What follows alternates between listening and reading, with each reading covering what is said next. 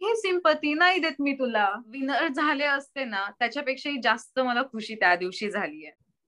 नाही, जे होते ते अगदीच डिझर्विंग होते. सगळ्यांनी खूप मेहनत केली आहे, तिथेपर्यंत पोहोचलेत.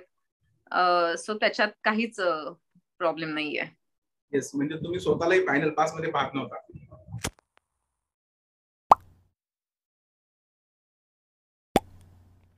तर नमस्कार मित्रांनो, आज आपल्या सोबत आहेत बिग बॉस मराठीच्या घरातून 6व्या क्रमांकावर बाहेर पडलेल्या, म्हणजेच ऑलमोस्ट 6 क्रमांकापर्यंत घरामध्ये 2च मुली गेल्या आणि त्या मुलीमधील एक कंटेस्टंट म्हणजेच मीरा जगन्नाथ आज आपल्या बरोबर आहेत आणि आपण त्यांचं आपल्या चॅनलवरती सुरुवातीला स्वागत करूया. स्वागत आहे मॅडम तुमचं आपल्या चॅनलवरती. Thank you so much. मॅडम, मी ऍज युजल सगळ्यांनी जो प्रश्न विचारला असेल आतापर्यंत तोच विचारतो की कसा झाला प्रवास तुमचा आतापर्यंत सीझनचा? खूप सुंदर. विचार केला होता त्याच्यापेक्षाही खूप कमाल झाला आहे. म्हणजे दिवस कसे गेले कळलं नाही. ओके. घरात आल्यानंतर सुरुवातीला असं वाटलं की एक वेगळी कंटेस्टंट आलेली आहे आणि बऱ्याच जुने जे घरात कंटेस्टंट गेले होते त्यांनी इंस्टाग्राम पोस्ट केल्या, फेसबुकवरती पोस्ट केला की ही कंटेस्टंट आहे ती फायनल पर्यंत जाऊ शकते आणि परफेक्ट बिग बॉसची कॅन्डिडेट आहे. तर बाहेरूनच काय असं प्लॅनिंग करून गेला होता का की वेगळं काहीतरी घरामध्ये करायचं? नाही, काहीच प्लॅनिंग वगैरे काहीच नव्हतं. जशा सिच्युएशन्स येत गेल्या मी तशी वागत गेले. म्हणजे त्या गोष्टींना रिॲक्ट करत गेले मी. त्यामुळे मे बी असं स्ट्रॉंग किंवा अशी वाटली असेल मी. पण मी काही ठरवून बिलकुलच गेले नव्हते. ओके. घरातील पहिलाच कॅप्टन्सीचा टास्क आणि कॅप्टन्सी टास्क सूत्र तुम्ही आणि तुमची मैत्रीण गायत्रीने घेतली होती. म्हणजे सुरुवातीलाच फ्रंट फुटवर येऊन तुम्ही दोघींनी बॅटिंग केली होती. पण नंतर तुम्ही अशा पाठी पडत गेल्या. असं वाटलं की तुम्ही जय आणि उत्कर्षच्या अंडर खेळताय. तर असं काय झालं त्याच्यामुळे तुमचा गेम बदलला असं वाटतंय तुम्हाला? नाही, त्यांच्या अंडर आम्ही कधीच खेळलो नाही. मी माझं सांगेन आता की अंडर कधीच खेळले नाहीये मी. कारण मी प्रत्येक गोष्टीत माझी मतं मांडायची, माझ्या युक्त्या युज करायची, माझ्या स्ट्रॅटेजीज युज करायची. हे प्रत्येक टास्क मध्ये दिसत आलं. पण काय व्हायचं ना, समोरून कोणतरी एक फिजिकली स्ट्रॉंग असलेला मुलगा यायचा. त्याच्या अपोजिट खेळणं मुलींना थोडंसं अवघड होतं. त्यामुळे ही दोघं सतत समोर दिसली, मुलं असल्यामुळे. पण मागे वगैरे त्यांच्या कधीच खेळलेलं नाहीये. ओके. मांजरेकर सर नेहमी म्हणायचे की मीरा ही घरातली बेस्ट प्लेअर आहे, खूप चांगलं खेळते, पण लास्ट येऊन तिचं तोंड सगळ्या गोष्टी खराब करतं. म्हणजे तुम्ही अशाच आहात का? ते इन्स्टंटली होऊन जायचं घरात? ते अचानकपणे होऊन जायचं. कोणतरी काहीतरी मग बोलायचं, मग त्याला म्हटलं ना मी रिॲक्ट करायची. समोरून ज्या गोष्टी येणार त्याला मी रिॲक्ट केल्याशिवाय राहणार कशी? कारण समोरून गोष्टी कधी कधी चुकीच्या दाखवल्या जायच्या, म्हणजे समोरच्या व्यक्तीकडून. ते मुद्दाम काहीतरी बोलायचे, मग त्याला मी उत्तर द्यायची. आणि त्याच्यामध्ये असं व्हायचं की मी काहीतरी फटकळ स्वभावाची असल्यामुळे ते थोडंसं लागत असेल आणि त्यामुळे ते चुकीचं ऐकताना वाटत असेल कदाचित. पण तो माझा स्वभाव आहे, मी काय करू? बरं, मांजरेकर सर वारंवार तुम्हाला गायत्री असो किंवा तुम्ही असो किंवा पूर्ण ए टीम असो त्यांना सांगायचं यार की तुम्ही चुकताय, तुम्हाला इम्प्रूव्ह करायची गरज आहे. बऱ्याच वेळा त्यांनी तुम्हाला क्यू ही दिले होते. पण मी गायत्री मॅडमला सुद्धा हा प्रश्न विचारला होता, तुम्हाला तोच रिपीट प्रश्न विचार की आतमध्ये समजत नाही का की बाहेरून तुम्हाला असं सरांनी सांगितलेल्या गोष्टी? नाही, आतमध्ये हे सगळं नाही कळत. आणि टास्क खेळताना काय बरोबर काय चूक या गोष्टी खरंच नाही कळत. कारण त्यावेळेस प्रत्येक टीमला जिंकायचं असतं. तर आपली टीम जिंकावी म्हणून आपल्याला काय करता येईल ह्या गोष्टी सगळेजण करण्याच्या मागे असतं. त्यामुळे चूक वाईट, कोण बरोबर आहे कोण अनफेअर आहे, ह्या गोष्टीच डोक्यामध्ये नाहीये. आता सुरुवातीच्या पहिल्या टास्ककडे जो बुलेटवाला टास्क झाला आणि त्यानंतरच खरं 2 टीमच्या विभागन झालं असं वाटतं. आणि बाहेर प्रेक्षकांच्या ही मतं आहेत की त्यानंतरच खरं 2 टीम पडल्या घरामध्ये. पण त्या टास्क मध्ये सुरुवातीला तुम्ही आणि गायत्रीने खूप म्हणजे जबरदस्त मानसिक टॉर्चर करण्याचा प्रयत्न केला समोरचे जे कंटेस्टंट बाईकवर बसलेत त्या लोकांना.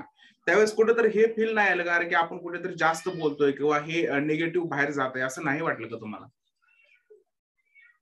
नाही, कारण तो टास्कच तसा होता की त्यांना टॉर्चर करून करून त्या बुलेटवरून उतरवायचं होतं. त्यामुळे ते बोलणं भागच होतं. आणि मला असं वाटलं की फिजिकल त्रास देण्यापेक्षा जर तुम्ही बोलून कोणाला उतरवू शकता तर ते कधीही बेटर आहे. हा, पण त्याच टास्कमध्ये फिजिकल गोष्टी पण बऱ्याच करण्यात आल्या. म्हणजे साधारणतः ए टीम कडून मांजरेकर सर सुद्धा म्हटलेले आहे, आणि बाहेर जे दिसलं ते सांगतो की खूप जास्त प्रमाणात बाहेरच्या साधनांचा वापर करण्यात आला. आणि बी टीमच्या वेळेस ती साधनही तशी शिल्लक नव्हती, जसं की सर म्हणाले. आणि उत्कर्ष जो संचलन होता तो अनफेअर वाटला. मग तुम्ही दोन्ही गोष्टी केल्यामुळे तुम्ही निगेटिव्ह दिसला असं वाटतंय का?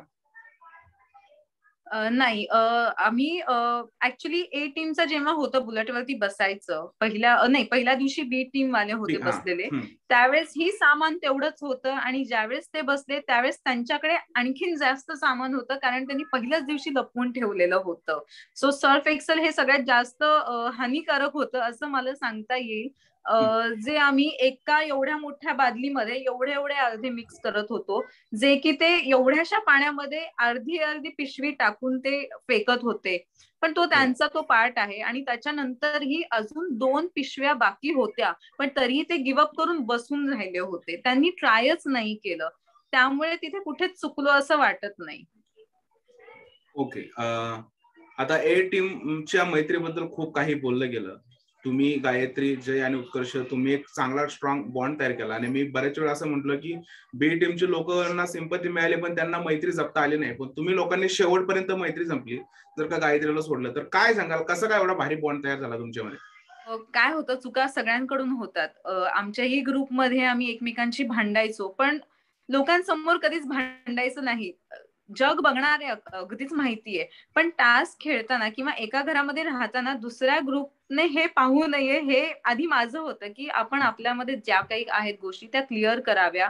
मलाही कळायचं ते माझ्याबद्दल मागे बोलतात, त्यांनाही कळत असेल मी त्यांच्याबद्दल मागे बोलतीये, आम्ही प्लॅनिंग करतो वगैरे.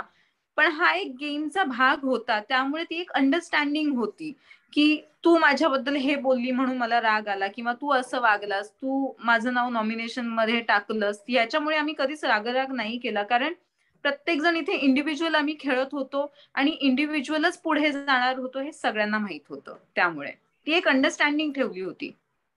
ओके. तुमचा चौघांचा ग्रुप अत्यंत व्यवस्थित खेळत होता. मध्येच स्नेहा आली, जयची मैत्रीण झाली, आणि त्याच्यानंतर तुमच्या ग्रुपमध्ये थोडेसे वादविवाद झाले. तुम्हाला स्नेहाकडून अशा काही गोष्टी जाणवल्या का त्यामुळे तुम्हाला इन्सिक्युरिटी फील झाली गायत्रीला आणि तुम्हाला? इनसिक्युरिटी अशी नाही, पण जिथे चौघं आहोत आम्हाला एवढं असं वाटत होतं की दोघं दोघं एकमेकांसाठी नक्की थांबू. पण 5वी जर आली तर ती सगळ्यांसाठी थांबणार आहे का? तर नाही. ती फक्त एका व्यक्तीसाठी थांबेल. तर मग आम्हाला काय याचं? तर आणि फायदा तोटाचं पण काही गोष्ट नाहीये. पण तेव्हाही मला कळत होतं की ती आमच्याबद्दल तिकडे त्यांच्या मनामध्ये काहीतरी भरवतीये, जे मीही 1-2 वेळा ऐकलं होतं. पण त्यावेळेस त्या गोष्टी नाही कळल्या. पण त्यामुळेही असं वाटायचं की त्या वाइब्स कधी मॅच नाही झाल्या. पॉझिटिव्ह, निगेटिव्ह कुठल्याच वाइब्स मॅच नाही झाल्या. त्यामुळे असं होतं ना की नको, लांबच ठीक आहे ही व्यक्ती. ते तसं झालं होतं तिचं. बाकी इन्सिक्युरिटी वगैरे मला काहीच नव्हती. ओके. पण नंतर जयने तुमच्यापेक्षा स्नेहाला जास्त प्रायोरिटी दिल्यानंतर तुम्हाला थोडंसं असं वाटलं होतं की यार, की आम्ही एवढं सगळं याच्यासाठी केलंय आणि आता स्नेहासाठी प्रायोरिटी देतोय. म्हणजे त्यावेळेस समजलं होतं का की जयसाठी, गेमसाठी करतोय का फक्त तो खरंच पर्सनल अट्रॅक्ट होतोय त्या गोष्टीकडे? त्याचं मला खरंच काही माहित नाहीये, त्याचं गेमसाठी होतं का पर्सनल काही होतं. पण वाईट वाटायचं, कारण फ्रेंड्स होतो, जे रोज आम्ही गप्पा मारायचो, जो बॉन्ड होता तो कमी झाला होता. त्या गोष्टीसाठी मला फक्त वाईट वाटायचं. हे मी त्यावेळेसही बोलले होते. टास्क ठीक आहे, टीम पाडून देणार, त्या टीम मध्ये खेळायचं असतं, पण घरातला जो वावर असतो, ज्यावेळेस जेवण करताना किंवा जेवण झाल्यावरच्या गप्पा वगैरे, हे सगळं कमी झालं होतं, त्याचं वाईट वाटायचं. त्यामुळे फक्त, बाकी असं त्याचं पर्सनल, कारण सेम मी एकटी तिथे खेळायला गेले होते, मी कोणाला माझ्याबरोबर घेऊन नाही गेले, तर कोणी मला आन्सरेबल नव्हतं ना, मी कोणाला आन्सरेबल होते. त्यामुळे प्रत्येकाला जे वाटतं ते अगदीच होऊ द्या, म्हणजे असं होतं माझं. गायत्री आणि एक तुमची चांगली मैत्री, पण अचानक असं काय झालं की तुम्ही एवढ्या तिच्यावरती रागवला, म्हणजे खूप बोलल्या त्यांना तुम्ही. आणि त्याच्यानंतर गायत्री मॅम तर मला इंटरव्ह्यू दिला त्यावेळेस असं बोलल्या की जोपर्यंत मीरा सॉरी बोलत नाही तोपर्यंत मी तिला माफ नाही करणार. एवढी कशी काय अचानक तुमच्यामध्ये वाद निर्माण झाला?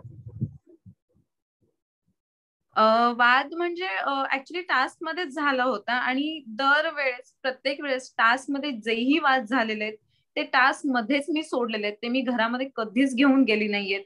मग गायत्री असो किंवा बाकीचे सगळी लोक, मीनल आहे, विकास आहे, विशाल आहे, त्याची आणि माझी सगळ्यात जास्त भांडणं झालेली आहेत. पण आम्ही घरात गेलो खूप नॉर्मल असायचो. आणि मी प्रयत्न केला होता, पण आता नसेल कोणाला जर ते ऐकून घ्यायचं तर मग मी नाही जबरदस्ती करू शकत. पण अगदीच सगळ्यांसाठी माझे दरवाजे उघडे आहेत. ज्यांना बोलायचं असेल माझ्याशी अगदीच बोलू शकतात. आणि मी टास्कचा राग ना घरामध्ये कधीच ठेवला नाही. मी 2 मिनिटात लगेच विसरून जायची, कोणाशीही भांडण झालं तरीही. आता विसरण्यावरूनच एक गोष्ट विचारेन की तुमच्यावर असे बरेच आरोप लागले की तुम्ही गोष्टी विसरता घरामध्ये. म्हणजे ते व्हायचं का तुमच्याकडून त्या गोष्टी? कारण मांजरेकर सर सुद्धा त्या गोष्टीसाठी तुम्हाला बरेच वेळा ओरडलेले आहेत.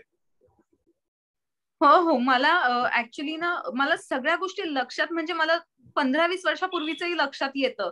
पण अचानक ऐन वेळेस ना एक गोष्ट बोलली की मला लक्षात नाही राहत, त्याच्या मागचं पुढचं काहीतरी कनेक्ट असेल ना, किंवा ह्याच्या आधी कोणत्या दिवशी कशाबद्दल हे घडलं होतं ते जर कळलं तर मला लक्षात राहतं.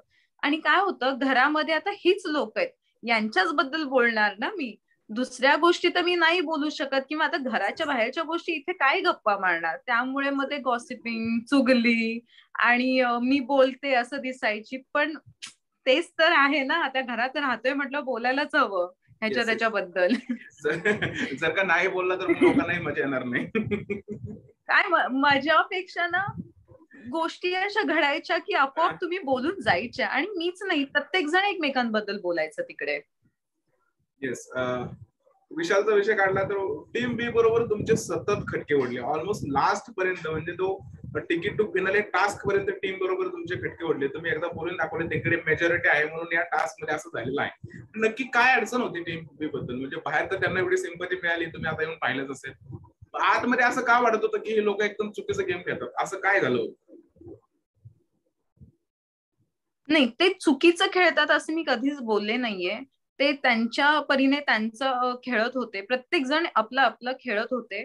पण ऑफकोर्स प्रत्येक वेळेस आम्ही वेगवेगळ्या टीम मध्ये असायचो, त्यामुळे एकमेकांबद्दल बोललं जायचं. आणि सेम त्यांच्या बरोबरही माझं तसंच होतं. जोपर्यंत टास्क मध्ये आम्ही गार्डन मध्ये खेळायचो तोपर्यंत आमचे वाद व्हायचे, पण घराच्या आतमध्ये आमचे वाद नव्हते होत. विशालचं आणि माझं तर पूर्ण सीझनभर वाद झालेत. पण घराच्या आतमध्ये मी तर त्याला अदृश्य म्हटलं होतं, तो मला अदृश्य बोलला. पण आम्ही 2-3 दिवसांनी लगेच बोलायलाही सुरुवात केली होती. आणि काय होतं, 1.5 तासाचा एपिसोड बघून लोक खूप जज करतात. 24 तास पाहून त्यांनाही काही गोष्टी क्लिअर होतात की मीरा ऍक्च्युली म्हणजे जशी दिसतीये वगैरे, पण बाकीचा घरातला वावर तिचा थोडासा चांगला आहे, किंवा ती एवढी निगेटिव्ह नाही आहे. इवन जे बी टीम वाली लोक होती तीच लोक माझी तारीफ पण करायचे. Yes yes yes. तुम्ही एक गोष्ट बोललाय होता, मला चांगला आठवतोय. जयला उत्कर्षला बोलला होता की यार म्हणजे मी काहीच खेळले नाही का आतापर्यंत, मला तुम्ही या कॉम्पिटिशन मध्ये पकडतच नाही की मीरा नाहीये मीरा नाहीये. तर असं का वाटलं तुम्हाला की तुमचीच लोक तुम्हाला कॉम्पिटिशन मध्ये पकडत नाहीये? मे बी त्यांना मी स्ट्रॉंग वाटली असेल आणि त्याच्यामुळे ते मला पकडत नसतील. किंवा असतं ना की आपल्या घरामध्ये कितीही शाणं काही असेल तरी दुसऱ्यांचं पोर ते शाणं दिसतं आपल्याला जास्त. ते तसंही असू शकतं. एक टास्क झाला होता त्यामध्ये तुम्ही विकासला असं बोलला की तू कोपर मारला मला आणि तू जाणून बुजून मारला. त्यानंतर खूप सारा बवाल झाला. नक्की काय झालं होतं त्यावेळेस? ऍक्च्युली पळायचं होतं आणि मी खूप लेफ्ट साईडला कोपऱ्यामध्ये ऑलरेडी उभी होते, जिथून सरळ जायला जागाच नव्हती, पूर्ण फिरून जावं लागणार होतं. पण त्याचा ऍक्च्युली जवळजवळ सगळेजण थांबले होते. त्यामुळे आता ते मी दिसताना काहीतरी वेगळं दिसत असेल, पण जे होतं तेच दिसतं, मी अगदीच मान्य करते. पण तो पळताना असा पळतो नेहमी, आणि त्याच्याहून खूप वेळा आमचे वाद झालेले की तू पळताना सरळ पळ ना, हात असे मागे ढकलून बिकलून काय पडतो. तर त्याचा धक्का लागला. तर तो दिसताना एवढा मला हेच त्या दिवशी पण म्हणायचं होतं की कॅमेरा कोणत्या फोर्सनी लागतं हे नाही दिसत, हे त्या माणसाला जाणवतं. आणि मला जेन्युनली लागलं होतं म्हणून मी बोलले होते. पण त्याच्या दुसऱ्या मिनिटाला मी त्याला म्हटलं होतं, ठीक आहे चुकून लागलं असेल जे काही असेल, पण मला जेन्युनली लागलं म्हणून मी बोलले तुला. आणि तो स्वतःहून येऊन सॉरी पण बोलला होता त्याच्यावर आधी. येस येस, ते पाहिलं आम्ही. घरामध्ये अनफेअर संचालक बऱ्याच गोष्टी झाल्या. तर मला सांगा, तुम्हाला सगळ्यात फेअर संचालक या सीझनचा कोण वाटला?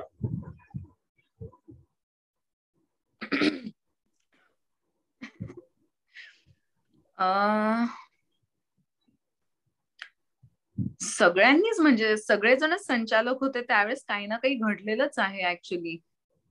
पण आता जो शेवटचा टास्क झाला, इंडिव्हिज्युअल सगळ्यांचा तो गोळा घ्यायचा होता आणि नष्ट करायचा होता, त्यावेळेस तृप्तीताई, आदिश आणि स्नेहा होते आणि ते त्या तिघांनीही फेअर खेळले होते. सो मला तो टास्क खूप आवडला आणि ते तिघही फेअर खेळले. ओके, मला सांगा की आता शेवट जो झाला तिकीट टू फिनाले टास्क, त्यामध्ये तुम्ही एक डिसिजन घेतला की मेनलला तिकीट टू फिनालेला नाही पाठवायचं. हा माझ्यासाठी तर मास्टर स्ट्रोक होता, कारण गेमच्या पॉईंट ऑफ व्ह्यू तुम्ही छान विचार केला. पण कुठेतरी असं नाही वाटलं का तिला पाठवून आपण थोडी सिंपती कमवूया, असं नाही वाटलं का, मनात नाही आलं का त्यावेळेस? नाही, कारण काय झालं होतं ना, मला माहित होतं ऑलरेडी ती कॅप्टन आहे आणि त्याच्यामुळे ती सेफ आहे आणि ती ऑलरेडी पुढच्या आठवड्यात गेलेली आहे. हे मला माहित असताना दुसऱ्या दिवशी कुठला टास्क येणार आहे, कोणता येणार आहे हे माहित नव्हतं. जर मला माहित असतं की असं इंडिव्हिज्युअल काहीतरी टास्क असणार आहे, तर मग मी अगदीच होही बोलले असते. माझ्या डोक्यातही आलं होतं, मी बोलूनही दाखवलं होतं, तिच्या समोर नाही पण दुसऱ्यांना, की माझ्या डोक्यातही आलं होतं, पण मला माहित नाही एक्झॅक्टली काय आहे. आणि जर त्याच जागी विकास किंवा सोनाली असती तर मग मी अगदीच त्यांना हो म्हटलं असतं, कारण ती ऑलरेडी सेफ आहे म्हणून मी नाही म्हटलं. आणि त्यावेळेस ती मला हेच सांगत होती की तू जर मला नाही म्हणालीस तर मला सिंपती मिळेल, हे मिळेल, ते मिळेल. मी म्हटलं मग घे सिंपती, नाही देत मी तुला. हा जो तुमचा रोकटोक बोलण्याचा जो गेम आहे, काही लोकांना आवडला नाही पण काही लोकांना खरंच आवडलं, कारण बिग बॉस मध्ये असेच लोक लागतात पॉझिटिव्ह आणि रोकटोक बोलणारे. जर का ती लोक नसतील तर हा गेम लोकांनाही आवडणार नाही. तर मला सांगा, उत्कर्ष शिंदे हा मास्टर माइंड, मला घरामध्ये सगळे खूप लोकांनी पारा त्यांचा सरलेला मी पाहिले, रागावलेले पाहिले, पण उत्कर्ष हा तेवढा फुल माइंडेड पद्धतीने खेळत होता आणि तो तुम्हालाही वारंवार समजत होता की आपण एक टीम आहे, एक टीम आहे. तर त्याच्याबद्दल काय बोला की त्याच्यामुळे तुमची ती बॉन्ड तेवढा बनून राहिला? डे 1 पासून काही कनेक्शन होतं असं की अरे हा आदर्श माझा मित्र आहे, तर हा त्याचा लहान भाऊ आहे, तर माझेही लहान असं भावासारखा, ते एक कनेक्शन होतं चांगलं. आणि पण तिथे गेल्यावर ना वेगळ्याच गोष्टी घडतात. तुम्ही बाहेर जरी खूप चांगले ओळखीचे असेल तरी आतमध्ये गोष्टी बदलतात, कारण सोनाली माझी बाहेरची मैत्रीण आहे आणि आतमध्ये आम्ही म्हणजे आमचं बिलकुल पटलं नाही. तर हे मला आश्चर्य आणि तिलाही आश्चर्य वाटतं या गोष्टीचं.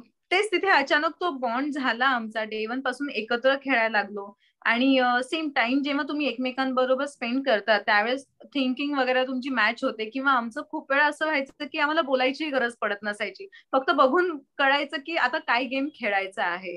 तर ते जास्त गेलं पुढे. तर आमचं छान बॉन्डिंग होतं गेम मध्ये. घरामध्ये उत्कर्ष आणि तुमच्याबद्दल विकास आणि सोनालीने कमेंट केली होती, यमू, आणि ती तुम्हाला माहित नव्हतं, मांजरेकर सरांनी सांगितलं, त्याबद्दल त्यांना बॅश केलं होतं. तर या गोष्टीबद्दल काय सांगतात की लोक जे घरामध्ये थॉट निर्माण करतात ते स्वतःच्या मनानेच करतात का उगाच कॅमेऱ्यासाठी करतात, काय वाटतं? मला हे खरंच माहित नाही आणि हे असं बोललं गेलं हेही माहित नव्हतं. जेव्हा सर बोलले एमयू आणि मला कळलं नाही तेव्हाही, कारण लगेचच तिकडे त्यांनी सावरासावर केली की अरे एमयू म्हणजे स्वातीला मिस यू बोलतोस हे वालं. तर त्यामुळे असं वाटलं असेल काहीतरी वेगळं, कारण एवढं मी नाही लक्ष देत कोणाकडेच कोणाचं काय चाललंय वगैरे. तिथे प्रत्येकाचं काही ना काही बॉन्डिंग वेगळं असतं, पण तुम्ही प्रत्येक रिलेशनला ना चुकीच्याच दृष्टीने नाही बघावं, मला तरी असं वाटतं. आता तेही प्रत्येकाशी बोलायचे, तेवढे तेही जवळ असायचे एकमेकांच्या, पण आमच्या असं 1% मनात सुद्धा नाही आलं कोणाच्या. किंवा विशालचं आणि सोनालीचं जेव्हा होतं त्यावेळेस मी जेव्हा बोलले होते त्यावेळेस त्यांना खूप राग आला होता की मी फेक बोलले म्हणून. तर त्यावेळेस ती गोष्ट फेक होती आणि त्याच नंतर त्याच्या दुसऱ्याच चावडीमध्ये हे सगळं खोटं आहे असं हेच लोक बोलले होते. तर मला असं झालं की मग तुम्ही नक्की काय आहात, तुम्ही आधी केलं मग ते नाटक होतं का आता नाटक आहे. सो त्यामुळे मला समजत नाही की तुम्ही पहिलं तुम्ही क्लिअर करा त्या गोष्टी, किंवा त्या किती खऱ्या आहेत याचं जाणीव करून घ्या आणि मग तुम्ही एखाद्याच्या कॅरेक्टरवरती काहीतरी बोला. आणि ते मला अगदीच मूर्खपणा वाटला. ते कॅमेऱ्यासाठीच असावं मला तरी असं वाटतं, कारण सरांनी सरळ सरळ ते क्लिअर शब्दामध्ये त्यांना म्हणजे फटकावलं होतं की हे चुकीचं बोललात तुम्ही, असं काहीही नाहीये आणि तसं काही दिसत नाहीये. ओके, हीच गोष्ट जो विशाल आलेला बोलला होता की बिग बॉस हे लव्ह स्टोरी शो अपूर्ण आहे. आय थिंक पहिल्या का दुसऱ्या आठवड्यात बोलला होता. ही गोष्ट तुम्ही वारंवार सांगितली, तरी तुमच्या गोष्टीवर विश्वास का ठेवला गेला नाही आता? एक्झॅक्टली तेच मी म्हटलं ना, की पहिल्यापासून दुसऱ्याच दिवशी त्यांनी माझ्या आणि जयच्या भांडणावरून ना त्यांनी एक मत बनवलं की मीरा म्हणजे भांडखोर आणि ऐकून न घेणारी किंवा अशीच मुलगी त्यांनी हे केलं. मी गोष्टी विसरते पण मी खोटं नाही बोलत कधी.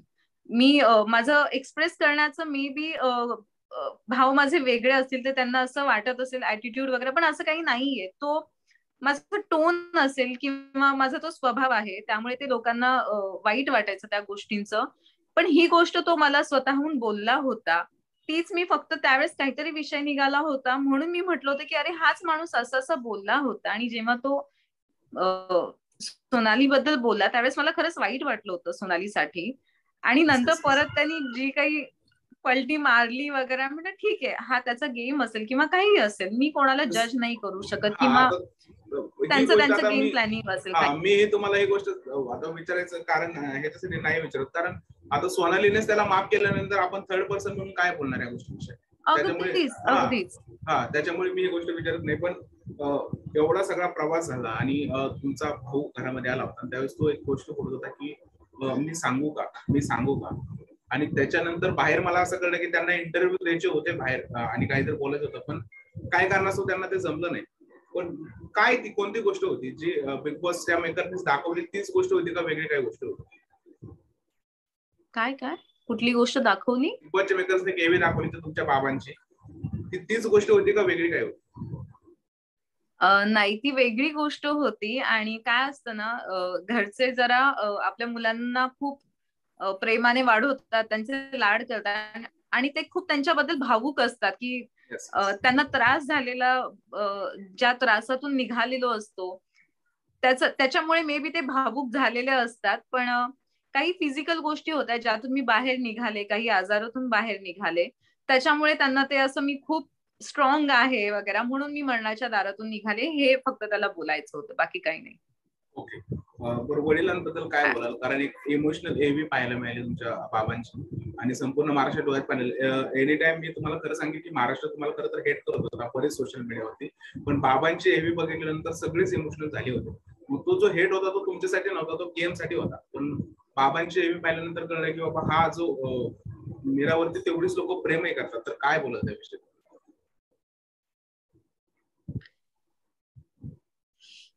अगदी शॉकिंग होतं त्या दिवशी माझ्यासाठी, कारण मी बाहेर पडले आणि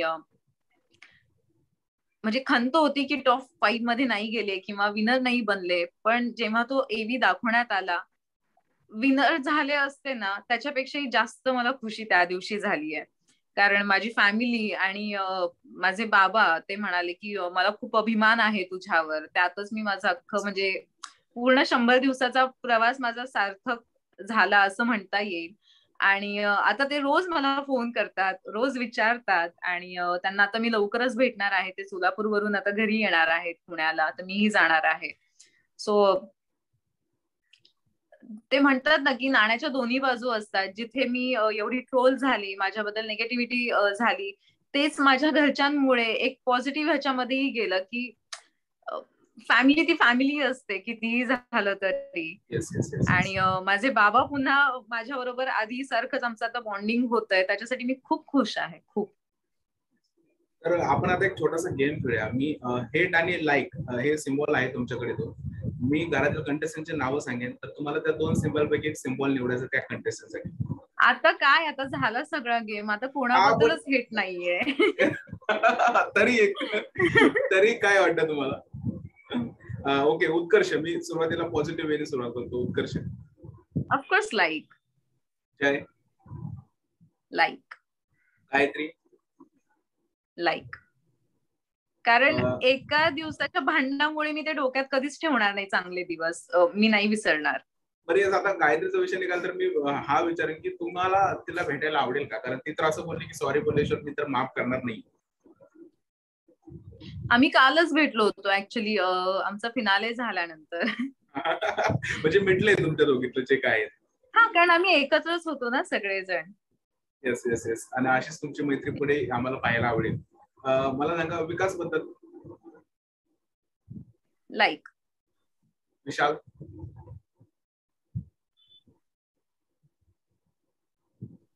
मला असं त्याच्याबद्दल बोलता येणार नाही, कारण ना तो होता म्हणून गेम मध्ये मजाही आली, तेवढीच भांडणंही झाली, तेवढंच आम्ही छान खेळलो सुद्धा, नाचलो सुद्धा. तर आता लाईकच आहे. ओके. मिनल.